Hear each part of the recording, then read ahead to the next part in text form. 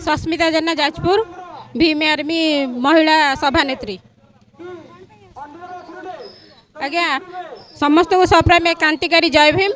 आज आम एठी उपस्थित होबार मुख्य उद्देश्य होची गंजाम धराकोट रे जो भली भाव में अमानविक भाव में दलित दुई भाई को निर्यातना दिया है ता विरोध में विधानसभा आगे आज जो आमर घेराव होती तार मुख्य उद्देश्य होची दलित भाई मान को न्याय देवा।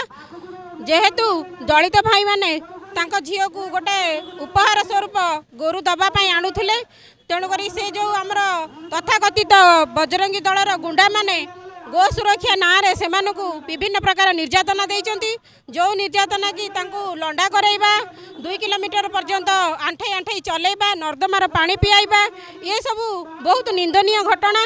जेहेतु आमर माननीय मुख्यमंत्री जड़े अनुसूचित जातिर लोक अच्छा से भी आज पर्यंत चुप रही कौन सी तार तार प्रतिवाद से माने करूना।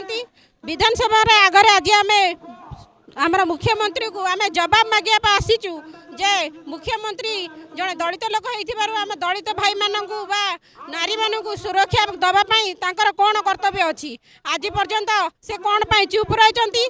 जदि आमर दाबी को मुख्यमंत्री स्वीकार न करती ताहले आमर गाँ गाँ रे पंचायत रे प्रति ब्लॉक रे प्रति गाँ रे आमर संगठन यही भाव में आंदोलन करबा।